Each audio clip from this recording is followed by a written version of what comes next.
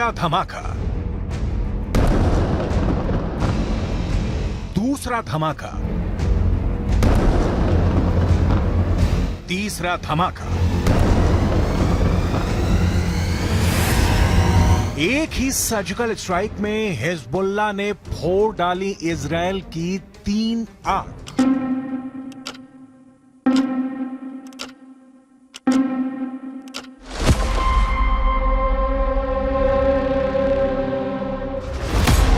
पहली आंख, दूसरी आंख, तीसरी आंख। हिजबुल्लाह ने मिसाइल अटैक करके इजरायल की 3 आंखों को फोड़ दिया।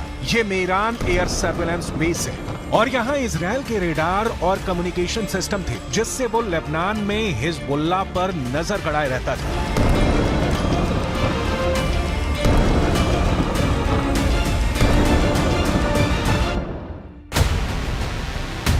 अब सैटेलाइट तस्वीर की मदद से इस लोकेशन को समझिए। लेबनान बॉर्डर पर यह है इजरायल की 3 आंख यानी 3 ग्लोब रेडार और साथ में है इजरायल के कम्युनिकेशन टावर। ये मेरान एयर सर्विलांस बेस है, जिसे तैयार करने में इजरायल ने अरबों रुपए खर्च किए थे।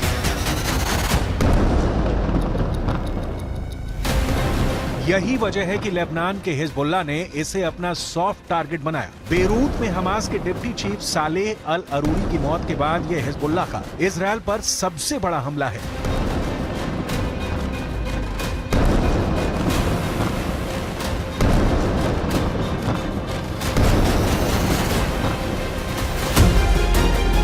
यह इजरायल के बहुत ही सीक्रेट बेस पर बहुत बड़ा हमला है। एक तरह से हिजबुल्लाह ने इजरायल के सीक्रेट बेस को मिट्टी में मिला दिया है। अब तक डरा हुआ लग रहा था हसन नसरल्लाह, लेकिन अब लग रहा है कि शुरू हो चुका है अरूरी का बदला। इजरायल पर टूट रहा है हिजबुल्लाह। हसन नसरल्लाह को पहले बैकफुट पर देखा गया। अरूरी की मौत के बाद हसन नसरल्लाह की जुबान में वो तीखापन नहीं था जिसकी इजरायल को उम्मीद थी, लेकिन अब हिजबुल्लाह ने अपना सबसे खतरनाक अटैक करके इजरायल को सोचने पर मजबूर कर दिया है कि वो हिजबुल्लाह से कैसे निपटेगा। עדיין יש בג'באליה מחבלים, רק כעת הם פועלים ללא מסגרת וללא מפקדים. נתקלנו וגם ניתקל בירי רקטי ספורדי מהמרחב הזה.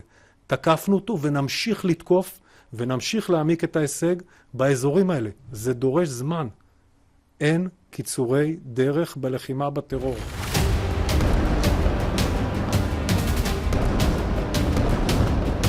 इस वक्त लेबनान और इजरायल के मौत वाले बॉर्डर पर हिजबुल्लाह का पूरा कंट्रोल है। हिजबुल्लाह अब ऐसी मिसाइल फायर कर रहा है जिसके आगे इजरायल के टैंक अपनी तोप रगड़ते हुए नजर आ रहे हैं। हिजबुल्लाह ने निकाली हैं 3 बहुत ही खतरनाक एंटी टैंक मिसाइल और मल्टी बैरल रॉकेट लॉन्चर। ये मिसाइल ईरान से सप्लाई की जाती रही हैं और ऐसी मिसाइलों का हिजबुल्लाह के पास बहुत बड़ा जखीरा है। हिजबुल्लाह 3 तरह की एंटी टैंक गाइडेड मिसाइल इस्तेमाल कर रहा है। ये है कॉर्न, इसकी रेंज 5 किलोमीटर तक है। ये रूस की मिसाइल है, लेकिन अब ईरान इसका देसी वर्जन देहलाविया तैयार कर चुका है और ऐसी बहुत सी मिसाइल अब हिजबुल्लाह के पास है। दूसरी है BGM-71 TOW tow anti tank guided missile. Range है 3.5 किलोमीटर। ये अमेरिका में बनी मिसाइल है, लेकिन अब इसकी नकल ईरान तैयार कर रहा है और उसने हिजबुल्लाह को सप्लाई की है। तीसरी है 85 कॉनकोर्स, रेंज 4 किलोमीटर। ये भी रूस ने बनाई है और अब ईरान में ये तोसान नाम से तैयार की जाती है। इन्हीं मिसाइलों से हिजबुल्लाह ने इजरायल के मेरान एयर सर्विलांस बेस पर हमला किया है। ये तीनों मिसाइल बहुत ही घातक हैं और जिस तरह से इन्होंने इजरायल के अड्डे उड़ाए हैं, उससे ये बात साबित हो जाती है। हिजबुल्लाह का दावा है कि उसका हर हमला इजरायल को मुंहतोड़ जवाब है। बताया जा रहा है कि हिजबुल्लाह ने इस अड्डे को उड़ाने के लिए 60 से ज्यादा मिसाइल फायर की हैं और सभी अपने टारगेट पर लगी।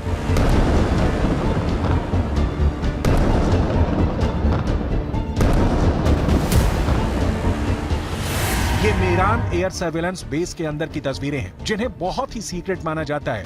ये बेस 1967 में बनाया गया था ताकि लेबनान बॉर्डर पर नजर रखी जा सके। इसका कंट्रोल इजरायल की एयरफोर्स के पास है। इस बेस से हवाई टारगेट को भी ट्रैक किया जाता रहा है और रॉकेट और तोप के गोलों को भी ट्रैक किया जाता है ताकि लेबनान बॉर्डर से लगे उत्तरी इजरायल के इलाकों को सुरक्षित रखा जा सके। दक्षिण लेबनान और उत्तरी इजराइल के बीच जो बॉर्डर है वहाँ तनाव बहुत ज्यादा है। कब कहाँ बम फटेगा, कहाँ धमाका होगा, ये या तो हिजबुल्लाह जानता है या फिर इजराइल की सेना। वैसे यहाँ के लोगों को भी पता है कि बहुत जल्दी युद्ध का एपिसेंटर गाजा से निकलकर लेबनान तक पहुँच सकता है। यहाँ तैनात संयुक्त राष्ट्र की सेनाएं भी अलर्ट मोड पर हैं। लगातार पेट्रोलिंग हो रही है। हमास के डिप्टी चीफ सालेह अल अरूरी की मौत के बाद हिजबुल्लाह के सामने बस दो ही विकल्प है, या तो उसे मरना होगा या उसे मारना होगा। यही वजह है कि हिजबुल्लाह ने इजराइल के अड्डों को टारगेट करना तेज कर दिया है। इस वक्त पश्चिम एशिया में युद्ध की जो आग लगी हुई है, गाजा पर बमबारी के बीच हमास और इजराइल के बीच जिस तरह की टक्कर हो रही है, उसमें अब नया खतरा इजराइल और लेबनान बॉर्डर का भी है। यहाँ भड़के शोले अब युद्ध की इस आग को 10 गुना भड़का सकते हैं और अब दुनिया में सिर्फ 4 लोग इसे कंट्रोल कर सकते हैं। पहले हैं इजराइल के प्रधानमंत्री बेंजामिन नेतन्याहू, दूसरे हैं ईरान के राष्ट्रपति इब्राहिम रईसी, तीसरे हैं अमेरिका के राष्ट्रपति जो बाइडेन और चौथे हैं यूरोप से लेकर अमेरिका तक सबको हिला देने वाले रूस के राष्ट्रपति व्लादिमीर पुतिन। इस वक्त सबसे ज्यादा एक्टिव ईरान है, खासकर किरमान में आतंकी धमाकों के बाद ईरान ने हिजबुल्लाह और यमन के हूथी विद्रोहियों को चौकन्ना रहने के लिए कहा है। ईरान ने इन दोनों मिलिशिया तक पहले ही इतने हथियार पहुंचा दिए हैं कि अगर इजराइल ने गाजा पर बमबारी नहीं रोकी तो हिजबुल्लाह और हूथी दोनों इजराइल पर बम बनकर फट सकते हैं। ये बात नेतन्याहू भी जानते हैं। הנחתה את צה"ל לצאת למלחמה כדי לחסל את החמאס, להשיב את חטופינו ולהבטיח שעזה לא תהיה עוד איום על ישראל. אסור לעצור את המלחמה עד שנשיג את כל היעדים הללו.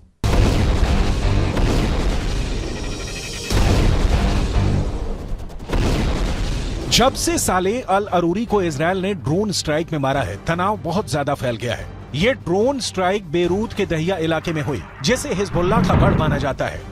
दहिया में जब सालेह अल अरूरी को जब हमास के ऑफिस के करीब देखा गया, तब इजराइल का ड्रोन मौत बनकर टूट पड़ा।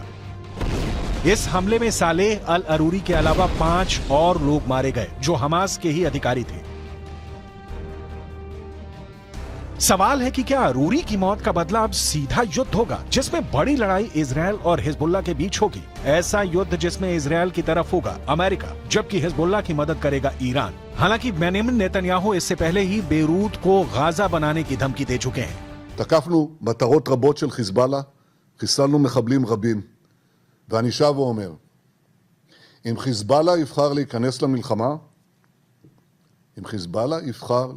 למלחמה, הוא יעשה את טעות חייו.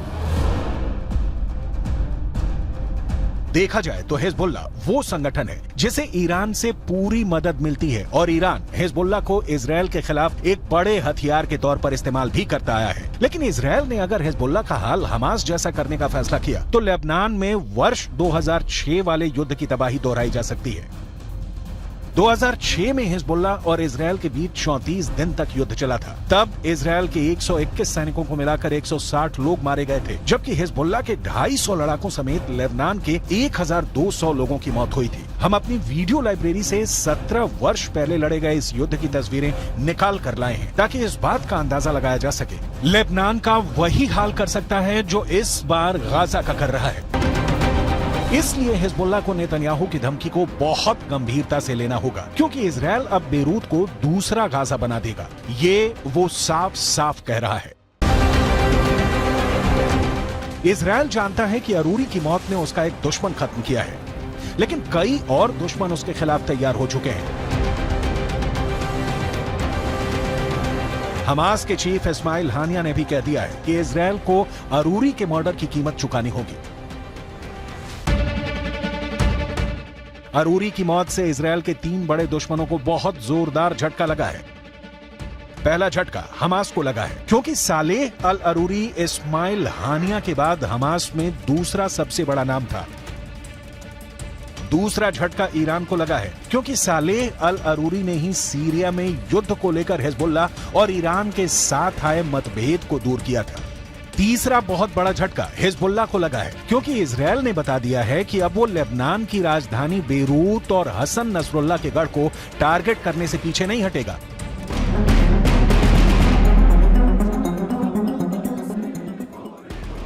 इस वक्त गाजा के बाद वेस्ट बैंक में भी युद्ध के हालात बनते नजर आ रहे हैं। सालेह अल अरूरी की मौत के बाद वेस्ट बैंक में प्रदर्शन शुरू हो गए हैं। सड़कों पर हजारों लोग इजरायल के खिलाफ उतर आए हैं। हालात ऐसे हैं कि इजरायल को अब अपनी ड्रोन फोर्स को वेस्ट बैंक के ऊपर एक्टिव करना पड़ा है।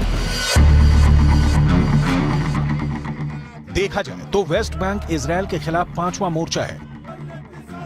इससे पहले गाजा की लड़ाई है, हिजबुल्लाह से लड़ाई है, हूथी से युद्ध का खतरा बढ़ता जा रहा है। इराक में ईरान समर्थित हश्द अल शाबी ने अमेरिका के ठिकानों पर हमले बढ़ा दिए हैं। अरूरी की मौत के बाद ये मोर्चे और मजबूत होंगे, इसमें कोई शक नहीं। ये युद्ध फैला तो समझ लीजिए कि बहुत से देश इसकी चपेट में आ जाएंगे।